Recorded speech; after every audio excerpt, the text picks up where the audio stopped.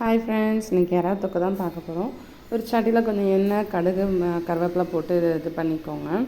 அதை நல்லா போட்டு இது தெரிச்சதும் அதுக்கப்புறம் கொஞ்சம் சின்ன சின்னதாக பொடியாக நறுக்கின வெங்காயம் நல்லா வதங்குறதுக்காக ஃபஸ்ட்டே கொஞ்சம் உப்பு போட்டு வதக்கிட்டிங்கன்னா சீக்கிரமாக வதங்கும் வெங்காயம்.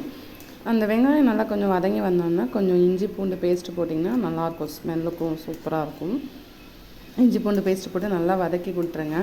நல்லா வதக்கி வந்தோன்னா ஒரு தக்காளி இல்லை உங்களுக்கு 2 தக்காளி எடுத்துக்கோங்க. ஆனால் அதை அரைச்சி சேர்த்திங்க அப்படின்னா கொஞ்சம் தொக்கு நல்ல கிரேவியாக வரும்.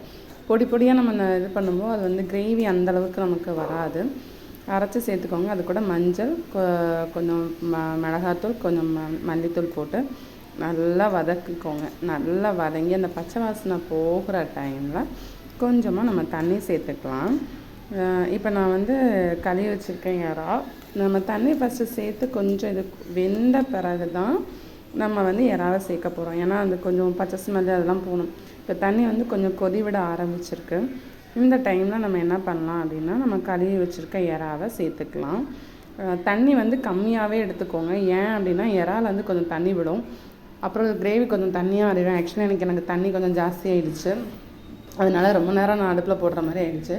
எறாவை பொறுத்த வரைக்கும் நீங்கள் நல்லா கொதிச்ச உடனே போட்டுட்டு ஒரு 3 நிமிஷம் 4 நிமிஷத்தில் அதை ஆஃப் பண்ணிக்கலாம். ஏன்னா எறா உடனே வெந்துடும். உங்களுக்கு கட்டியாக கிரேவி வேணும் அப்படின்னா கொஞ்சம் வற்ற வச்சுக்கோங்க. நான் கொஞ்சம் கொத்தமல்லி போட்டு லாஸ்ட்டாக இறக்கிக்கோங்க. கொஞ்சம் கிரேவி எனக்கு தண்ணி ஜாஸ்தியானனால நான் கொஞ்சம் நேரம் போட்டுட்டேன் அடுப்பில். நீங்கள் தண்ணி கம்மியாக வச்சுருந்தீங்க அப்படின்னா கரெக்டாக திக்காக வரும். நல்லா வற்றின பிறகு இறக்கிக்கோங்க. ரசம் சுட சுட சாதத்துக்கு இந்த தொக்கு சூப்பராக இருக்கும். ட்ரை பண்ணி பாருங்கள்.